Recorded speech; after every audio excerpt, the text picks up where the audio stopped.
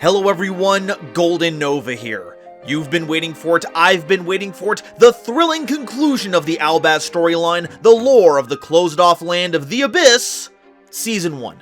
That's right, despite all signs pointing to this being the end of an era, an Avermax vs. Lee-style clash that would bring the story to a close, it's only kind of that, which is both a blessing and a curse. Curse because there's still so many plot threads left dangling, with even more introduced, and a blessing because I get to milk it even more. I mean, enjoy it more. Like last time, we don't have any new themes introduced, so the first part of the video will have us covering all the new cards for the existing storyline, then we'll piece together this season's finale, and maybe speculate on what we can expect in Season 2. Buckle up, because it's time for the Albaz Lore Season 1 finale, Explained.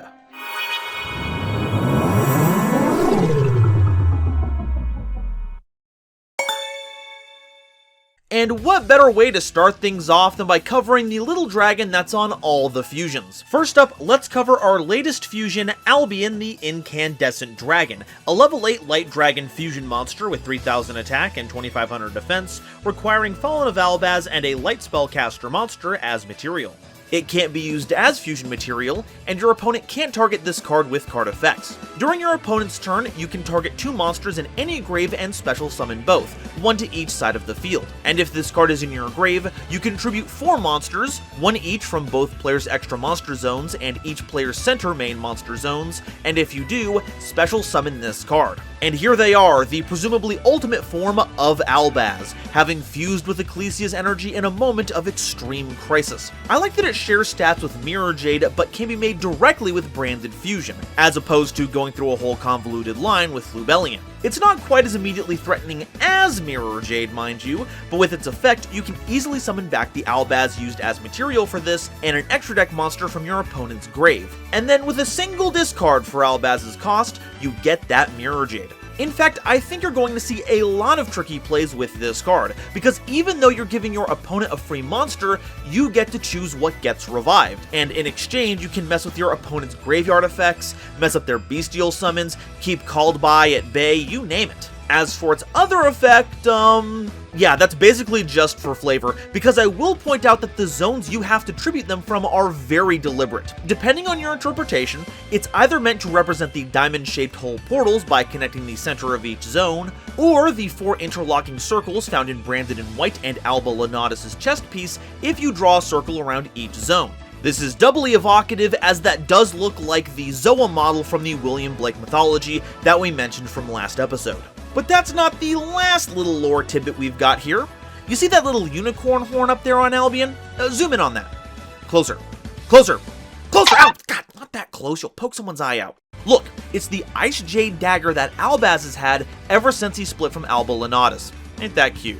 The Boundless Open Land is a field spell card that triggers if your opponent special summons any number of Ritual, Fusion, Synchro, Xyz, or Link monsters, except during the damage step, and it activates one of 2 effects, and you can use each one once per turn. Either you add a Fallen of Albaz or a monster that mentions it from your deck to your hand, or special summon a Fallen of Albaz or a monster that mentions it from your hand. This one, I don't know. The fact that this relies on your opponent's actions rubs me the wrong way, but to be fair, this does trigger on the summon of any monster that's not yellow, orange, or orange and green. So unless you're fighting the flu, this is guaranteed to trigger at least twice, or until a new kind of extra deck monster drops. It kinda acts as a more telegraphed Nibiru too. You grab Albaz on the first trigger, then drop them on the second, giving you a chance to fuse for Mirror Jade immediately. But you also have other options that you can grab. For instance, Blazing Cartesia gets you a quick fusion, Springand's Kit gives you hand fixing, Mercurier is a hand trap that doesn't require you to actually get the second trigger off this field spell, or Incredible Ecclesia to quick summon a Swordsoul. You could say this card's opportunities are boundless. Blazing Branded King is a normal trap card that has you choosing a fusion monster you control that mentions Fallen of Albaz as material and negates the effects of all other face-up cards currently on the field until the end of this turn. During the end phase, if any number of fusion monsters are sent to your grave this turn, you can add this card from your grave to your hand. But you can only use one effect of this card per turn, and only once per turn. Wow. I mean, wow. This card is wild, I don't know what to tell you. It's a quick effect Dark Ruler no more, but it's even better than that because not only are you not missing out on dealing damage, it hits face-up cards, not monsters. So you're able to chain this to something like Evenly Matched and just blank it. And it recycles itself. Like, you can set this off of Branded Albion's effect, activate it on your opponent's turn, then on your turn you send another fusion with another effect to recycle this, and now you get to have a quick effect non-targeting board negate every other turn. Not to mention the fact that cards like Branded Retribution and Despian Tragedy can get this card back out of your grave without even needing to use the recycle effect. I can't say it enough, this card is just amazing, so be on the lookout for it. Now, if only it showed literally anything that was lore relevant, I'd be super happy. Seriously, you couldn't have shown like them mauling one of the baddies at least? Come on, my job is hard enough as it is. Now, we turn our attention to who I can only describe as the Lord English of this story, Alufaluber, the evil little gremlin that apparently got away with everything. Joy. Like, how else do you describe the Bystial Aluber, a level 4 Dark Dragon Tuner monster with 1800 attack and 0 defense? This card's name becomes Fallen of Albaz while on the field or in the grave, very upsetting. And if this card is normal or special summoned, you can discard a card, then target a dragon monster your opponent controls or is in their grave and activate one of these effects. You either send this card to the grave, and if you do, take control of that monster on the field until the end phase, or send this card to the grave, and if you do, special summon that monster from the grave to your field. So you either get to temporarily take control of a dragon your opponent controls, or permanently take one out of their grave. You have to discard a card like with Albaz, but instead of fusing, it steals something, but also leaves the field, which I feel has unfortunate implications of like phasing into that dragon and taking control of it. Anyway, aside from being able to commit Grand Theft Dragon, I don't really know what this is for. Ironically, because this takes on Albaz's name on the field and in the grave, it ceases to be a Bystial while on the field, meaning you can't use this with any of the Bystial aligned branded spell or trap cards. And the tuner you need to make well, the synchro we're going to talk about in a bit doesn't have any specifics to the tuner requirement. In fact, it's the non-tuner that specifically needs to be a dragon, so I guess this will find a nifty home in Buster Blader decks to steal any monster your opponent has? I guess?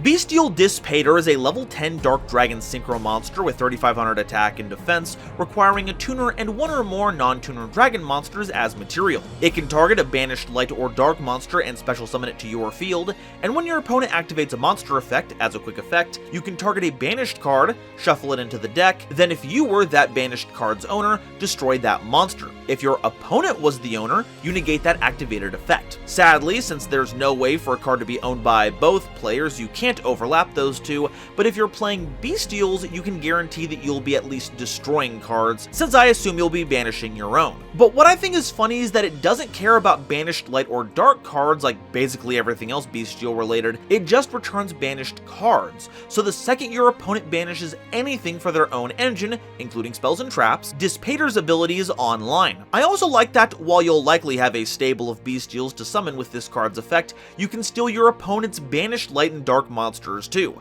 so you can basically get double value out of your hand trap effects. And since this card is easily made via any level 6 Bystial and a level 4 tuner, something we're running into a lot of in this story, you're gonna have to make dispatching Dissipator a top priority. Branded Etude is a continuous trap card, and during either player's turn, you can immediately after this effect resolves, synchro summon using monsters you control as material, including a dragon monster. And while you control a bestial monster, any monster sent to your opponent's grave because it was tributed for a ritual summon, or used as material for a fusion, synchro, or link summon, are banished instead. That's a pretty nifty floodgate effect. Most decks count on graveyard triggers when using monsters as material to keep their engine going, so it's nice to have a way to mess with that without messing up your own grave with things like Dim Fizz or Macro. Though considering where Fusion Lubellion can draw its materials from, it may not be very useful in the mirror. The quick synchro effect is also now pretty prevalent, now that Bystials have a tuner and a level 10 synchro to pair with the level 6 monsters we've seen up till this point. Though it's important to note how much you can get away with using this effect. It allows you to synchro summon for any synchro monster at any time, just so long as you use at least one dragon monster. Not all dragons, it doesn't even specify if it has to be the tuner or non-tuner, just a dragon, opening up the ability to use on-synchro effects at any point during your opponent's turn for some great surprises. It also works around one of the biggest roadblocks in branded decks, the Fusion lock. Branded Fusion is off the rocker, with the only downside being that other summoning methods with the extra deck are off limits the turn you use it. But that's not the case on your opponent's turn, allowing you to actually mix these two in a way that wasn't available previously. And because of Bystial Lubellion and the Branded Beast's ability to deploy this immediately, it's not too far-fetched to say that this could become a strong one-of in future lists. It's a powerful card, but as the name might imply, this is just practice for the scheming Eluber, who knows what they'll get up to next. Next up, we'll be covering the Despia Cards. Guiding Kuem the Virtuous is a level 4 light spellcaster tuner monster with 1500 attack and defense, and is always treated as both a Dogmatica and a Despia card. If this card is normal or special summoned, you can send a Fallen of Albaz, or a card that mentions it, from your deck to the grave.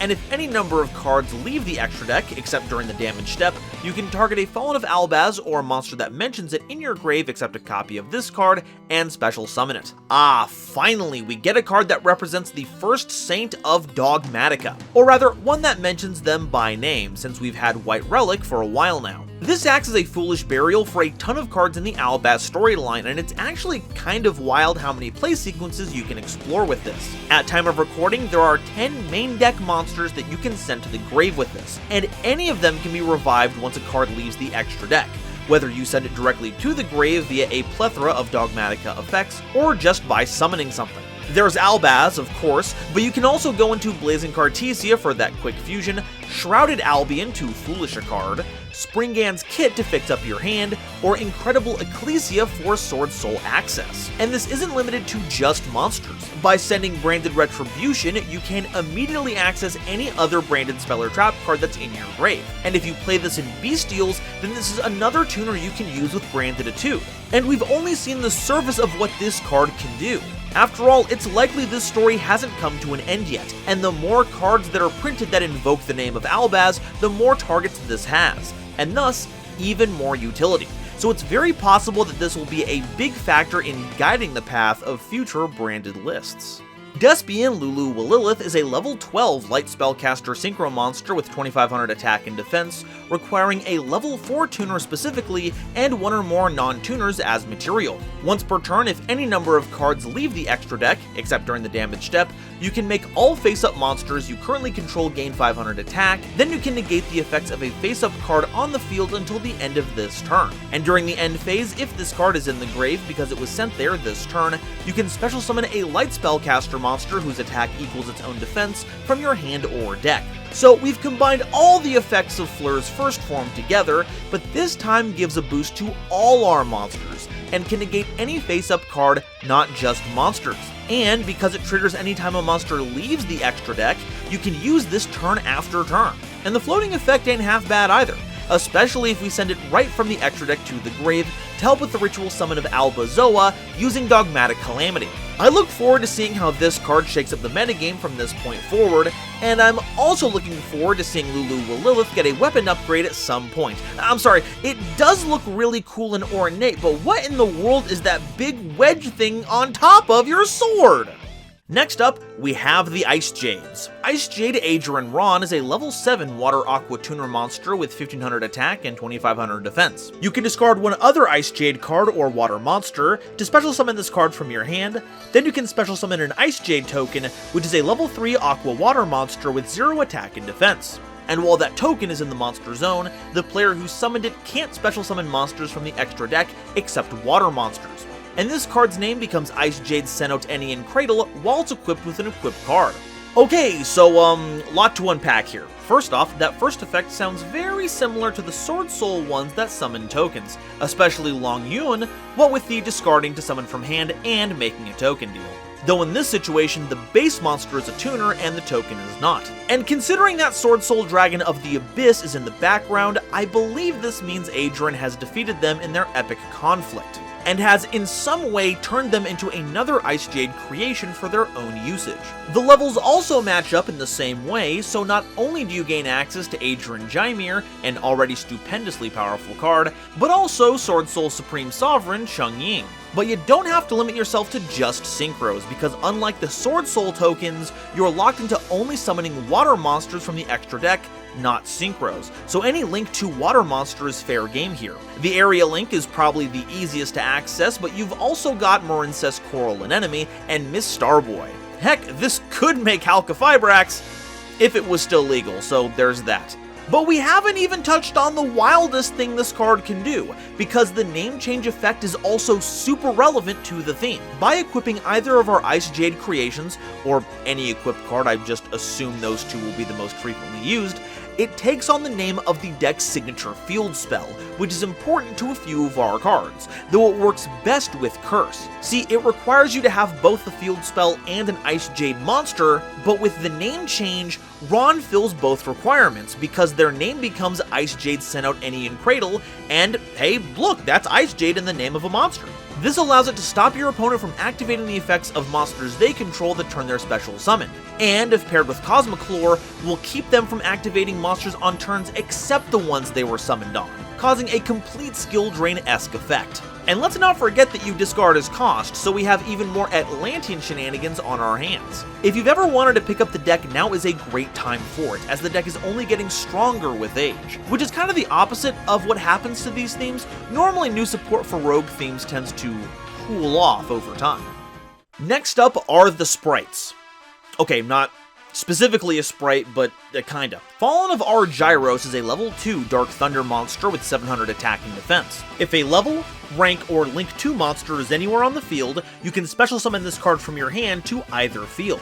Neither player can activate the effects of link monsters that point to this card, and during your opponent's turn as a quick effect, you can target an Xyz monster on the field and detach up to 2 materials from it. So this can either be a boon or a bane to Sprite decks, either by being a free monster you can summon alongside them, or to shut off their effects. Since the summon is inherent, you can just drop it into an opposing elf zone without giving them a chance to activate. Though to be honest, you can use this on any of your opponent's linked monsters whose effects you want to shut off, as long as you get them into one of those linked zones. This also takes care of cards like Gigantic Spright by depriving it of material before it has a chance to use its effects, and once again works on basically any Xyz monster that doesn't have an on-summon effect. But it can also target your own Xyz monsters, which sounds like a waste, but that does mean you can hit Gigantic Champion Sargus at quick effect speed to trigger its effects. Really, the only thing off about this is that you can't just pull it out of your deck with a card like Starter, or search it with blue.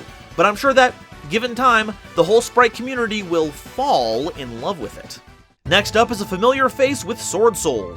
Swordsoul of Blazing Awakening is a normal spell card that you can activate if you control a synchro monster. You target a card on the field or in either grave and banish it. And if your opponent controls a ritual, fusion, synchro, Xyz, or link monster, you can banish a synchro monster from your grave to add this card from your grave to your hand. So technically this is usable in any deck that finds itself fielding synchro monsters, and if you're one that ends up synchro summoning using other synchro monsters as material, you'll find plenty of fodder in grave to bounce this back to your hand.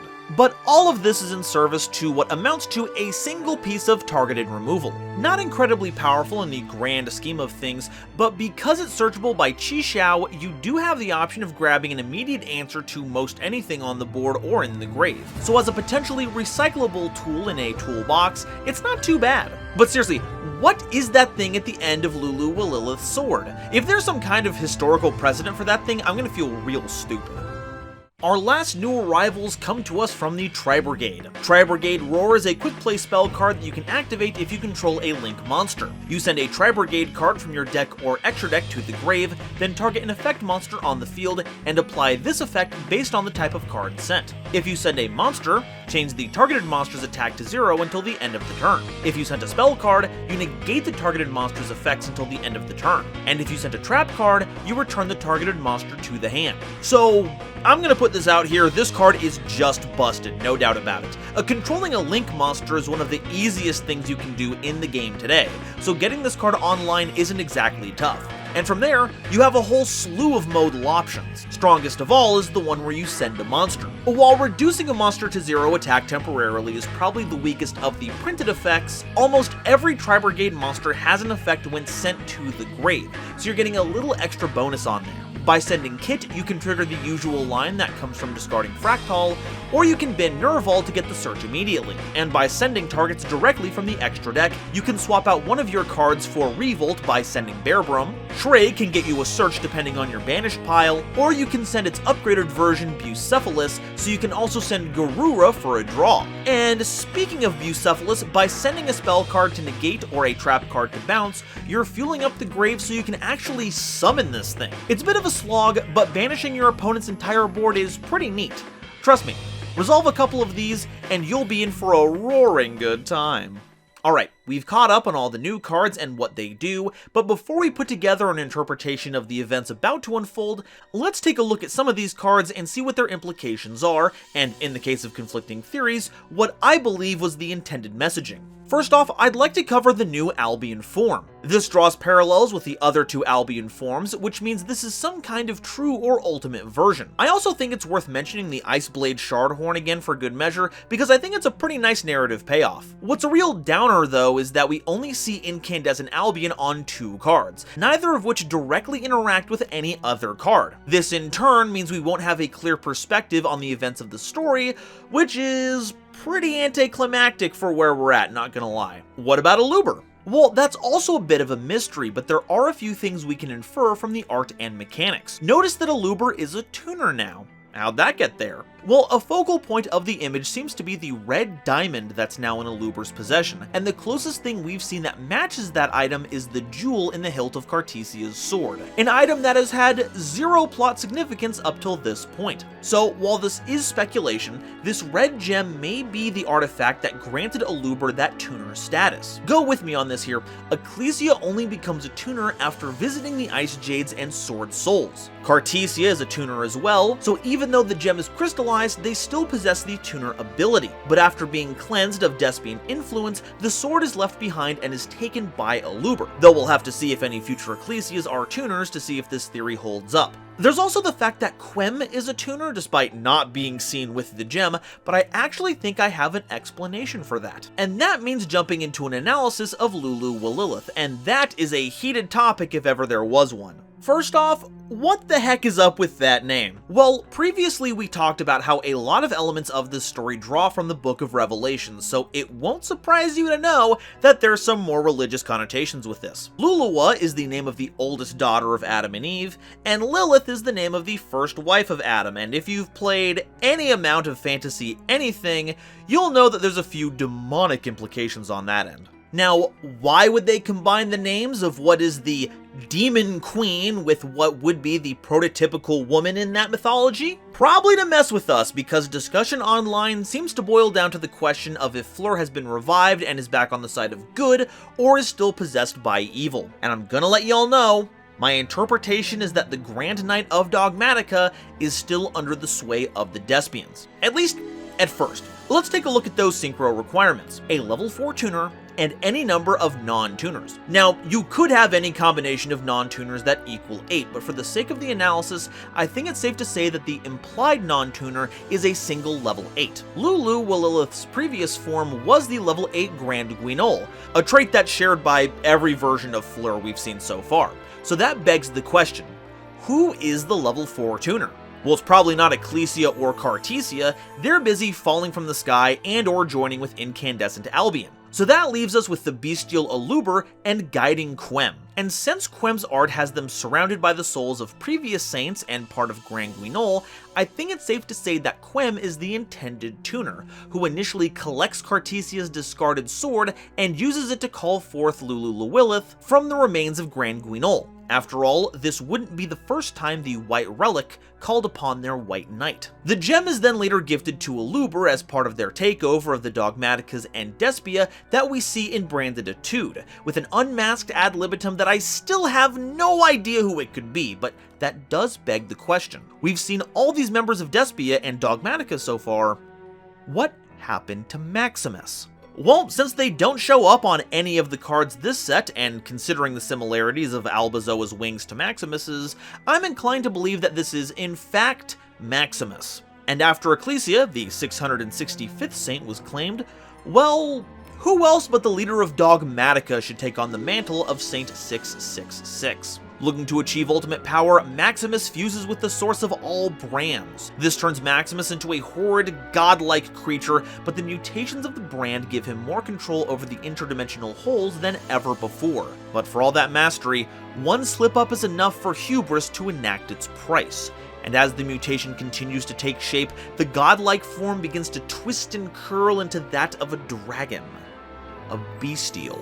You see Albazoa's purple tongue? It doesn't look too out of place considering how grotesque the whole package is, but look at Despater's art. At least 2 of the holes have similar tentacles with eyes emerging from it, and you can see some such tentacles erupting from random points in Despater's body. And despite all this, we know it's still Maximus because the wings, their telltale sign in this form, are intact. And once the transformation is complete, well, the Bestials do seem to be in some way connected to Aluber, so who else would benefit from having the head of the Dogmatica Church transform into another mindless monster? And with the leader of Dogmatica in such a state, well, who better to take the throne than Aluber? So where does this leave Aluber now? Well, unfortunately, that's hard to say. None of the art shows a decisive strike against any of the villains, so how the battle ends specifically is unclear. But from looking really hard at the background, Aluber appears to either be in space, some kind of pocket dimension that looks like space, or a really tall mountain given all those stars in the background. There's also some giant beasts in the background. One part looks like the segment of a snake, while another has huge rows of teeth, but everything seems purposefully obscured, so answers will have to wait until later. Now, since we've covered Lulu Willilith and Despater, I think it's time we circled back to what I feel like is one of the most hotly debated cards in terms of what it means, Swordsoul of Blazing Awakening. I've seen many people claim that this is Fleur, pointing their sword at the sky and unleashing a massive thunderbolt at the dragon, as Fleurs want to do. It's kind of their style. But me? Well, it's complicated. On top of the interpretation I provided earlier about Lulu Willilith's allegiance, look at their posing. Sure, the sword is raised to the sky, but the eyes aren't following it. That isn't the stance of someone looking at their target to unleash a punishing ranged strike. It's looking almost in parallel to Despater, like a warrior raising their weapon in honor of, or to receive a boon from, who they're fighting on behalf of. And let's also not forget the mechanics. Normally, the Swordsoul spell cards have a second effect that changes the level of a worm or Swordsoul monster you control when banished. Instead, Blazing Awakening has an effect that can recycle itself if your opponent controls a ritual, fusion, synchro Xyz, or link monster, something that sounds a lot more in line with the Despia and Dogmatica effects that are meant as either a counter or silver bullet against those card types. Which makes it all the more confusing when you factor in the energy that seems to be erupting behind Lulu Willilith. Along the bottom is this golden flame that's identical to the energy seen in Blazing Branded King. So Albion is doing something, and it would have to be attacking Despater, but it could also be what snaps Lulu Willilith out of the Despian's control. After all, it is a Blazing Awakening, and while the word blazing has been used almost exclusively for those associated with the red brand, Masquerade and Cartesia, now the new Albion is the Blazing Branded King, so maybe Fleur really is in control of their faculties and is pointing their attack at the giant dragon. In fact, if we look at a previous card, we can actually see that despite all my points about the framing being against Lulu Willilith being on the good guy team, it also seems very intentional because this is not the first time we've seen Fleur strike down a dragon with a lightning bolt without even looking at it. All the way back when this story started, Dogmatica Punishment shows Fleur with one arm across their body but still held in a similar way, the sword pointing down instead of up, and is above the target instead of below. And in Blazing Awakening, almost all of that is reversed. The arm is pulled away from the body, the sword is pointing up, and the target is above, but their back is still turned to their target as lightning crashes down on top of them. I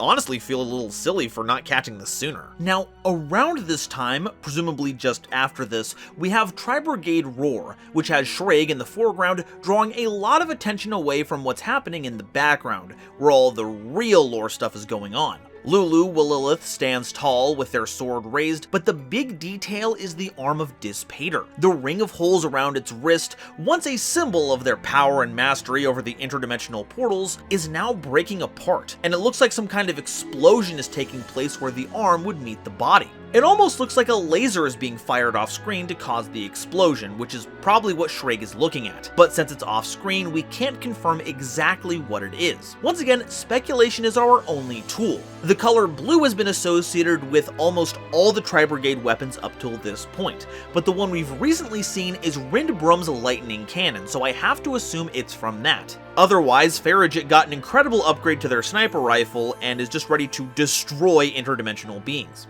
I'd love for this laser to come from Schrage's new toy, but we've seen that it's a colorful mix of blue and red, which doesn't appear to be present here. Also, it's kind of attached to Schrage at this point, it's not exactly pointing in the right direction for that. We also have to account for Fallen of Argyros. Their art has them standing in a desert, watching Rindbrum and the others fly home after a battle well fought. Or this takes place before the Battle of Golgonda, and it's watching them fly towards the battle, but thankfully Fallen of Argyros doesn't have much of an impact on the events of the story in this set, so we don't have to worry about its placement too much. Despite that though, this card is a tangle of lore significance, most obvious of which being the name. Fallen of is a template we've only seen with Albaz, so what in the world is the deal with this? Well, first off, there's already a major difference here. Albaz, Albaz's name in the OCG, is Latin for white, which means Albaz is the fallen of what is essentially a color that's been very important to the story so far. But Argyro is the endless engine of the Therian Disc Coliseum. That's about as far away from the abstract as you can get. And because of that, we can start making some more well-reasoned speculations. We've established previously that the Springans are a derivative race of the Sprites, with Argyro being the key connecting point, it having the same eyes as the Springans and all, and possessing the Disc Coliseum to turn into gigantic like the Springans possess machinery. And since it appears to be the big decision maker of the Sprites, I wouldn't be surprised if the name referenced this creature falling out of grace, or just being separated from, the core Argyro system.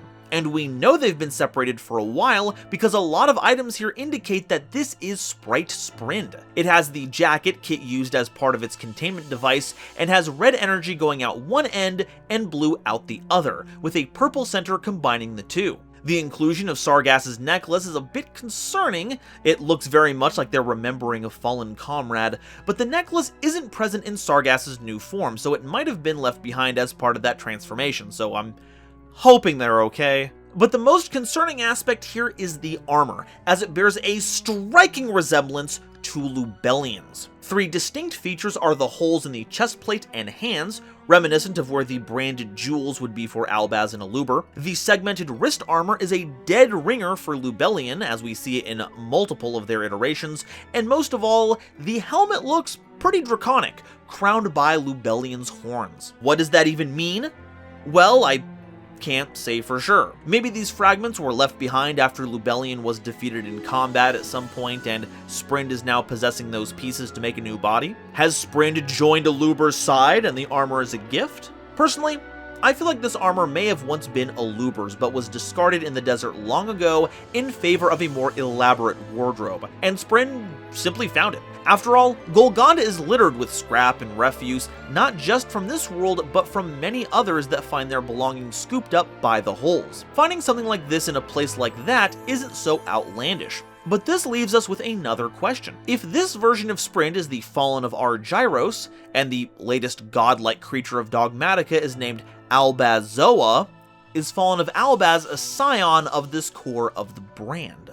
This will hopefully be one of the focus points of Season 2 in the Albaz storyline. The boundless open land shows Albaz and Ecclesia, joined by Rocky and Mercurier, are off on a new adventure, looking to explore beyond what was previously the closed-off and isolated land of the Abyss, presumably on a mission to find Aluber and find out what they're planning, as well as maybe saving Lulu-Willilith if they are in fact part of the bad guys now. Many of the surviving characters can be seen rebuilding, but as it turns out, this card has a secret, never-before-seen character you wouldn't know about unless you've seen the concept art. Here, you can see that Kit has made some kind of projector that Mercurier can plug into to replay any visual data it has stored. It shows Ecclesia reaching out to Albaz, who seems to be covered in something from the wrist up, with little shards of it flying in the background. I'm presuming it's some kind of aftermath after turning into Incandescent Albion, and the next frame we see has the two falling gently to the ground.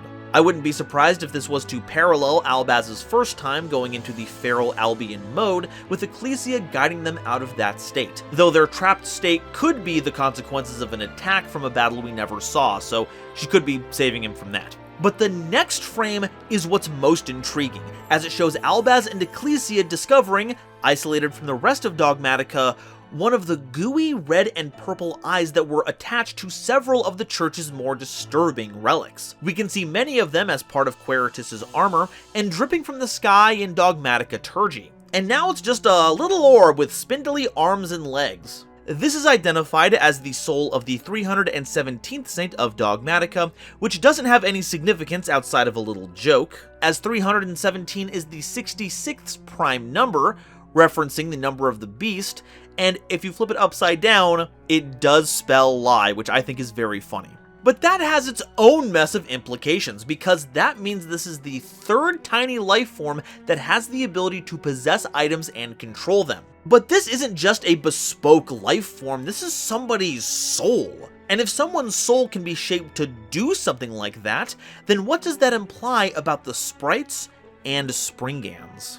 Questions aside, another bit of info about this little soul is that it also seems to point in a particular direction.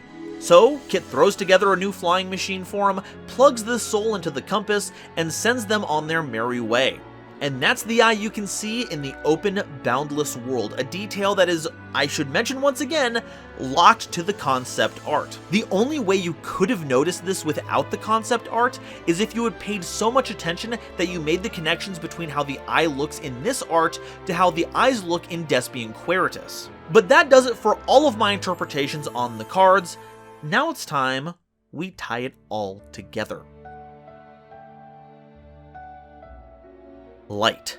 Blinding and radiant light filled the amber twilight sky of the great desert of Golgonda. Albaz, desperate to save the one they loved, called out for the power within one more time. Albaz had not come so far, fought so hard, only for this reunion to be cut short by a cruel twist of fate. No, he hadn't been fighting. They had. For every battle Albaz fought, Ecclesia was by their side. When Titanic-clad crash-landed in Dogmatica, it was Ecclesia that sheltered. When escape was made from the desert of Golgonda, they walked that path together. And whether it was the massive serpent of the sands or Aluber themselves that stood in their way, they faced those trials together, as equals. Even when he was alone, fighting tooth and nail against the Despia, Ecclesia was struggling against the crushing despair of losing Fleur. So it would not be Albaz's burden to bring Ecclesia back from the brink, but rather, they would find a way to do so, together. But the ground was fast approaching, and Ecclesia was still unresponsive. She must still be in there somewhere, but if they could not speak, what was left? And in a moment of clarity, Albaz remembered that in his grip was the one thing that could do so. The Ice Blade Shard, the last legacy of Chun Ying and Cosmic Lore. Albaz wasn't trained to be a sword soul, but the blades given to them by their practitioner wielded the power of Albaz's secret souls at the time. So perhaps this little fragment of hope still had one miracle in store. And so, Albaz placed the shard in Ecclesia's grip and willed with all his might to channel his soul through the shard. A shard full of memories of the two that the enigmatic Watchers of the World had collected for some time. Memories of hope, of pain, of triumph, of loss.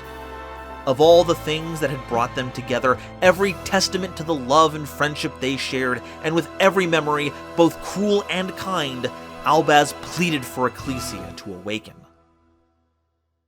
And so, a new miracle was born. The two souls connected, and Albaz's energy revitalized Ecclesia, and in turn, Ecclesia empowered Albaz. In the past, calling the fallen dragon's name had calmed the savage beast, but when Ecclesia's eyes flickered open, saying Albaz's name with such joy and relief resounded with his soul, igniting an Albion who was not conquered by darkness, but was instead possessed of an incandescent light. Albion, the blazing branded king. And while Albaz and Ecclesia shone brighter than they ever had before, another unfortunate soul crashed into the ground below.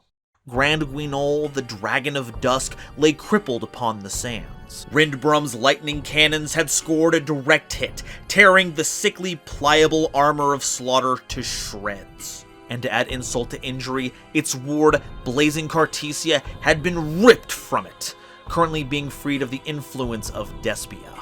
But there's always more to give to the Church. Even while battered, beaten, and broken, the body of one of the greatest saints, Fleur, still rests within this violent casket, and that was more than enough. Guiding Quem came to assess the damage to their masterpiece, saddened to see the work they had done in Central Dogmatica had been cut to ribbons. But, as if by the hands of a cruel playwright running this twisted show, the sword of Cartesia landed not far from this salvage, and in its hilt was the manifestation of the power of the Swordsoul, learned by all the Dogmatica traders who had left their lands to seal their stigmata. In fact, removing that seal was integral to Ecclesia's corruption, and now this crystal held the power to project one's soul through a weapon, awakening it to its full potential. And Quem would not allow their knight to lay broken in the sand when there was still work to do. And so Quem channeled her soul, as well as the souls of all the saints still residing within the armored dragon, and funneled them into Fleur, and in a blinding bolt of crimson lightning, Lulu Walilith was born. Elsewhere, unseen by all, another's machinations were about to come to fruition. Maximus, having claimed Ecclesia and returned them to the fold, retreats to the core of the Theater of the Branded, the ancient structure that dwelled beneath the land of Dogmatica for generations, the source of brands Maximus had dispersed throughout the years. With Aluber busy with their dear bestials, fighting the fallen child that had started this chain of events, no one would be around to get in the way. When Maximus made contact with the core, the change was immediate. The body, already having been corrupted by the brand's influence, accepted the power readily, right down to the swirling strands of DNA, which became rigid chains of cross-hatched portals, turning what was once a man into something beyond, a thing of divinity who ruled over all things in this abyss. First, this rebellion would be crushed, and once these tribes of beasts and machines were wiped out, it would be time to bring whatever existed outside of the abyss to heel. Albazoa erupted from the branded theater with gangly limbs and writhing tendrils, a nightmare made real by the power of the brand. The very sight of it caused the forces of the Tri-Brigade rebellion to scatter, but Lubellion looked on only in disgust. How dare that meager mortal even think they could claim the power of the brand so completely?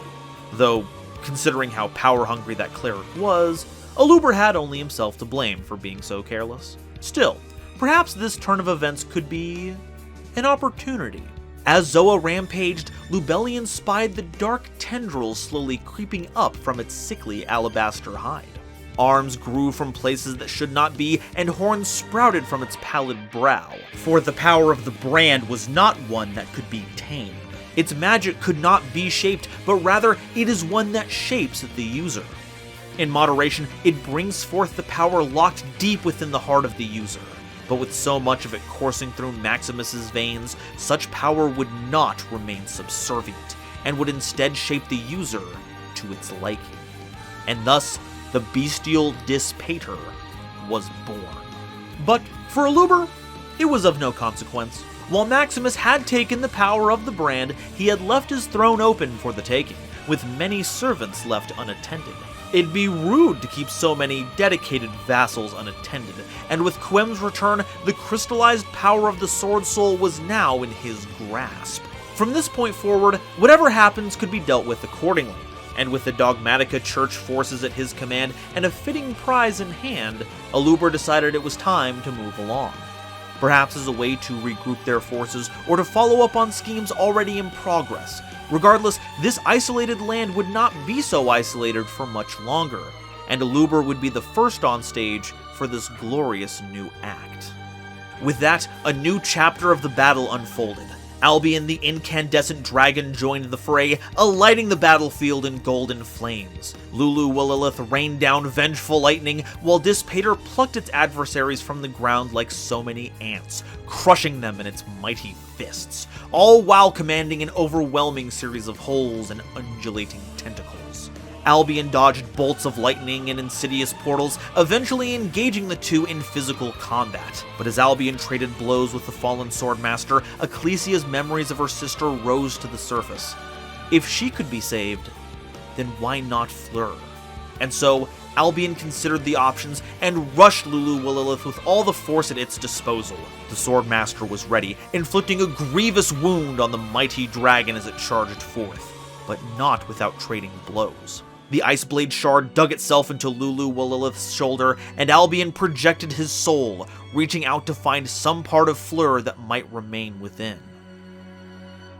And so, another miracle was born. Fleur's stigmata had been sealed before it could become a brand, but their soul was still needed.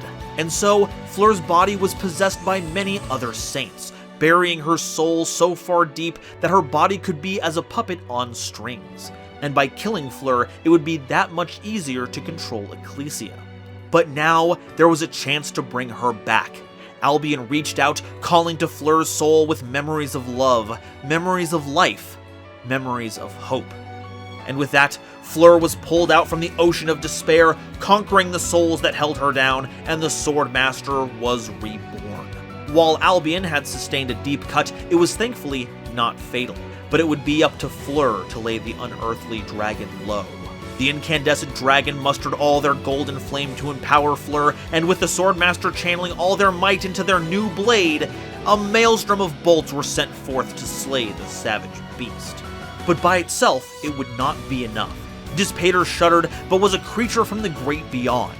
It would take more than that to slay this creature. Shreg watched on, enraged he could not join the fight. Bucephalus had been integral in defeating Albalos, but the cannon hadn't fired another shot since, and nothing he did seemed to be working. If only Kit had been there to perform repairs.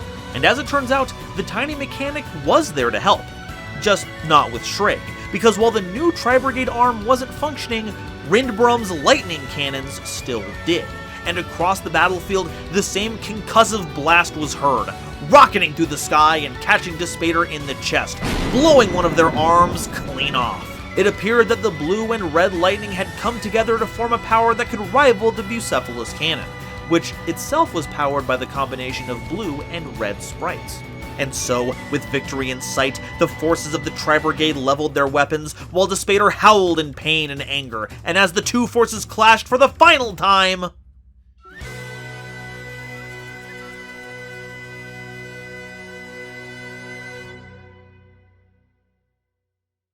the land of the Abyss had now opened, no longer isolated from the rest of the world. The Tri-Brigade and Icejade Aegerin began to rebuild what was lost, while the Fallen of Argyros tries to find their way in this new world. But the journey of the boy and girl had only just begun. There were many mysteries ahead, with answers waiting just over the horizon. So, with the help of Kit, the party of Ecclesia, Albaz, Rocky, and Mercurier set off on a new adventure, carrying with them their only clue, a soul of one of the Dogmaticus saints that always seemed to point in one direction. As for what they find at the end of this road, we'll just have to wait to find out.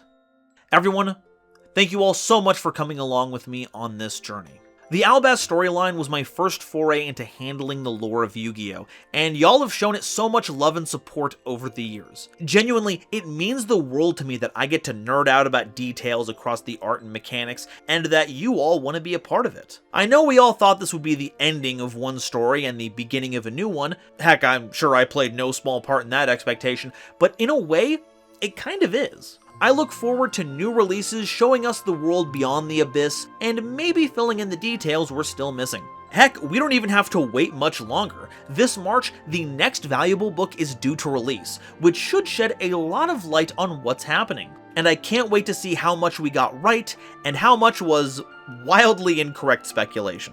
But for now, I'd like to thank you all again.